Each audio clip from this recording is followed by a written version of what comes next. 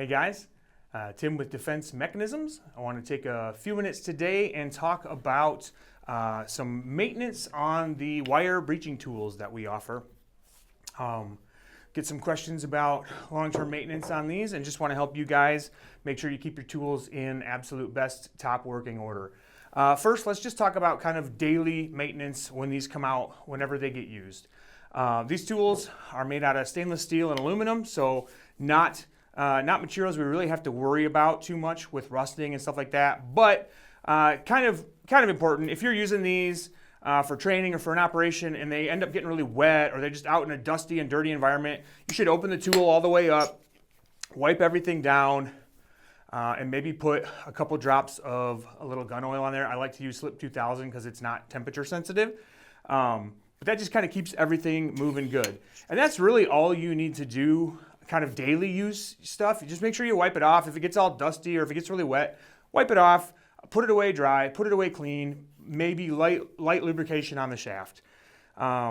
If you've used it a bunch, it's been out a number of times, and maybe it's, a couple months and it's time to just do some regular, little bigger maintenance. Things I'm looking for that let me know it's time to do maintenance is if the shaft starts to slip out. If I'm shaking the tool hard, the shaft slips out. Or if I extend the tool and I bash it on the table or on the ground and the shaft starts to slip, that is an indicator that it's time for some maintenance. These tools lock up the very best when they are lubricated. And so if your tools are starting to slip or it's just time to lubricate, the best thing to do is extend the tool and put some Slip 2000 other gun oil. I like Slip because it's not temperature sensitive. Lubricate the shaft, wipe that in. Once I've lubricated the shaft, I kind of spin the head, take it in and out a few times, right? Make sure that's really spread around. And then I also like to take the locking collar off and lubricate the locking collar the same way. And this should be done, like I said, like maybe quarterly. Or if you're using the tools a lot, they're seeing a lot of training or a lot of operations monthly, but quarterly gets it done for most people. And both of the tools are the same in this regard.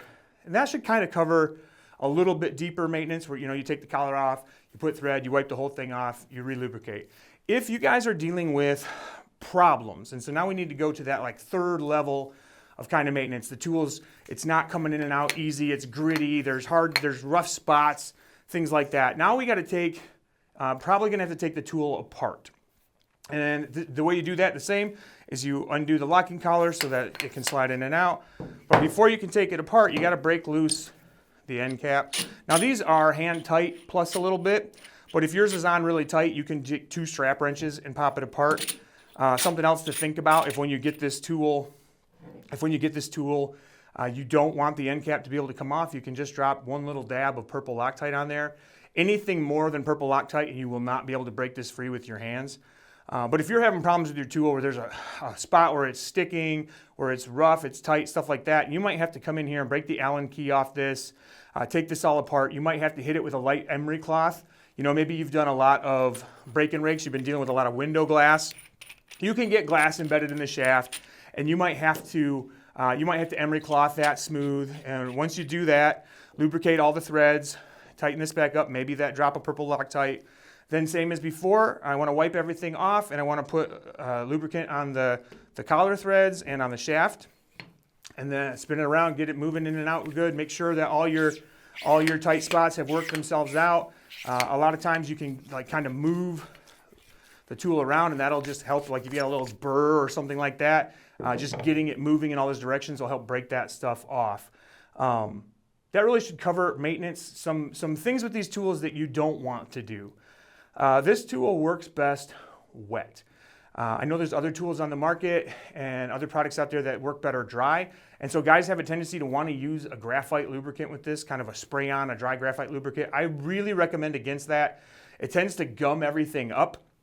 And you'll end up having to come through, if you use a dry lubricant, you'll probably at some point need to degrease the whole tool with a parts cleaner.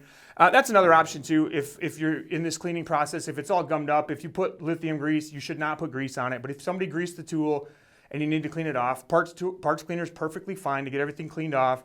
Just after you parts cleaner it, make sure you dry it all down and make sure you relubricate it, because parts cleaner will dry it out, it'll take all the oil away, and the tool is going to lock up the best. if it's clean and lubricated. Hopefully that gives you guys some basic tips on how to keep these tools working the way they're supposed to.